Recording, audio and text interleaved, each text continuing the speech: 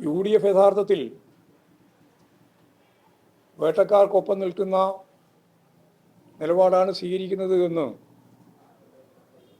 ഓരോ ദിവസം കഴിയുന്തോറും ഇത്തരം പ്രശ്നങ്ങളിൽ അവരെടുത്തുകൊണ്ടിരിക്കുന്ന സമീപനങ്ങളിൽ നിന്ന് വ്യക്തമാകുകയാണ്.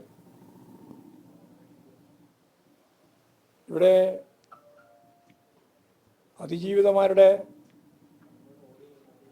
ഓരോ തരത്തിലുള്ള ആക്ഷേപങ്ങളും പരാതികളും പീഡനങ്ങളുമെല്ലാം ഉയർന്നു വരുമ്പോൾ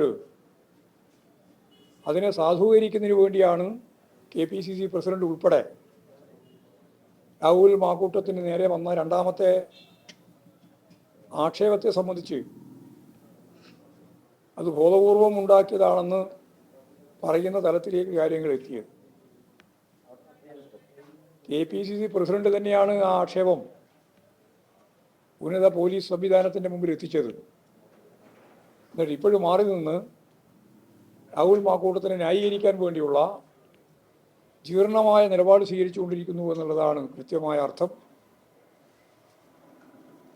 അതേപോലെ തന്നെ സിനിമാ നടിക്ക് നേരെ നടന്ന കടന്നാക്രമത്തെ UDF അതിൻ്റെ കൺവീനർ ഉൾപ്പെടെ അതിശക്തിയായി അവർക്കെതിരായി അതിജീവിതക്കെതിരായി നീങ്ങുകയും ദിലീപിന് പിന്തുണ പ്രഖ്യാപിക്കുകയും ഗവൺമെൻറ് അപ്പീൽ പോകുന്നത് ഉൾപ്പെടെയുള്ള കാര്യങ്ങളെ പരിഹസിക്കുകയും ഈ ഗവൺമെൻറ്റിന് വേറെ എന്താണ് പരിപാടി എന്ന് ചോദിക്കുകയും ചെയ്ത കാര്യം നമ്മളെല്ലാം കണ്ടതാണ്. പിന്നീടത് തിരുത്താൻ വേണ്ടിയിട്ടുള്ള സമ്മർദ്ദം ഉണ്ടായിട്ടും എങ്ങനെ തിരുത്തിയാലും ആ തിരുത്തൽ ശരിയാവുന്നില്ല എന്നുള്ളതാണ് UDF കൺവീനറുടെയും കോൺഗ്രസിൻ്റെയും നിലപാടുകൾ വ്യക്തമാക്കുന്നത്.